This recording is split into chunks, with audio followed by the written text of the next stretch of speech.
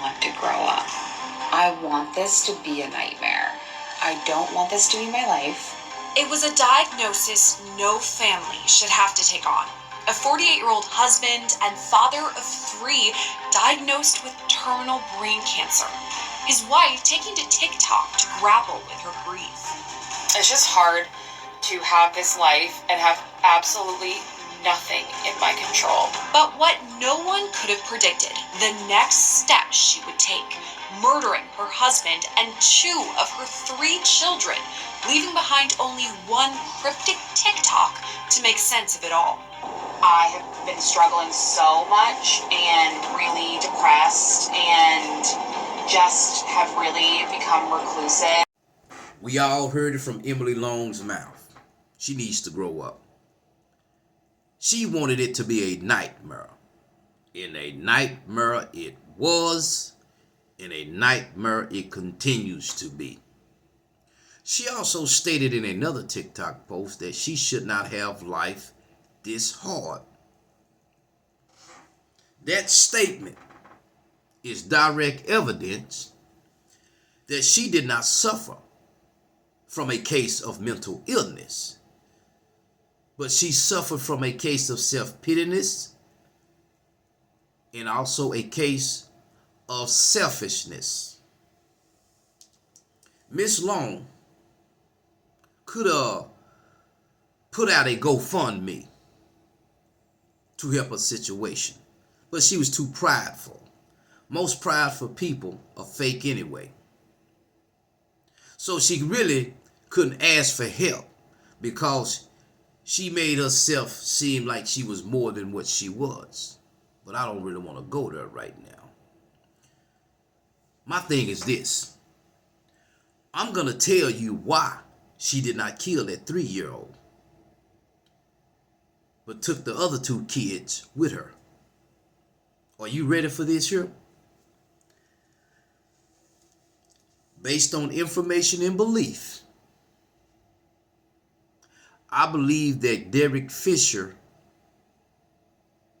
had sex in an affair with Miss Long, and that is his child that she did not kill. Now hold on. I'm going to roll this video and come back and give some context to this here. And I'm going to further elaborate on it. So I'm going to roll this video real quick. He noticed that there was a lot of handwritten checks in her name personally that were being deposited into her bank account. Emily was the director of operations for the Wingett's restaurant chain.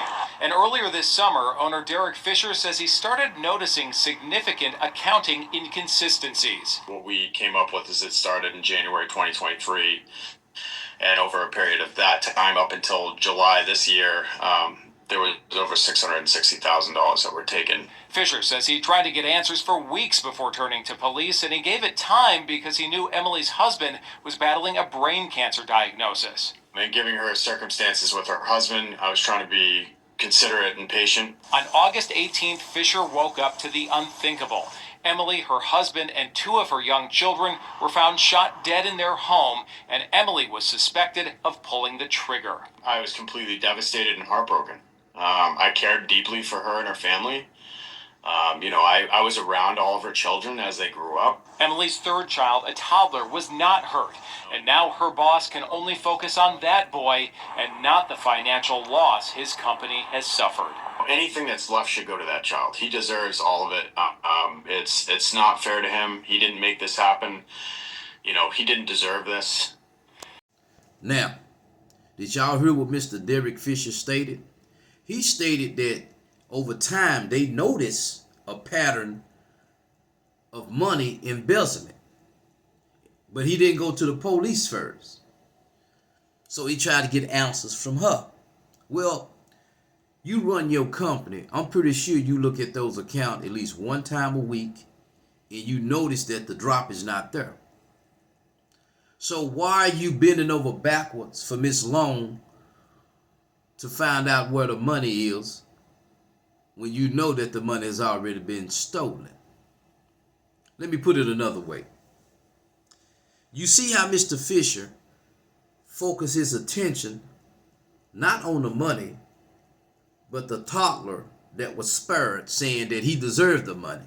Now, how does this child deserve stolen money from your company? Do you see why these statements make no sense? I'm surprised nobody else on true crime picked up on this. Once again, based on information and belief, I believe that Mr. Derek Fisher and Miss Long was having an affair, and it resulted in a 3-year-old toddler. And that is the reason why she did not take that child's life. That's just my theory. And if it's not Mr. Fisher's child, it's somebody's child other than her husband. And Mr. Fisher know who the child was, but I'm taking a position that that's Mr. Fisher's child, because it doesn't make sense for that man to state that he's not concerned about the money. Well, see, here's the problem. Here's the problem with that. Regardless if the child didn't do it, didn't deserve it, for you to shift your focus from the money to that the child deserve what's left of the money doesn't make sense. But when you put it in a proper context of why she didn't take the child, it makes sense. So I could care less if they come out with a DNA test saying that the child was her husband, Mr. Ryan, because I'm not going to believe that. So you can put that lie out there, but I'm going to tell you this here. I firmly believe that Derek Fisher and her was having an affair. This is why she felt comfortable taking the money, and this is why he was trying to figure out, why you taking the money, where is it at? So at the end of the day and at the beginning of the day, I'm the best in the business. So if you ain't picked up on this like I picked up on it, you need to shut down your station. And welcome back to Speak Van Holden 247. And if you like, subscribe and share.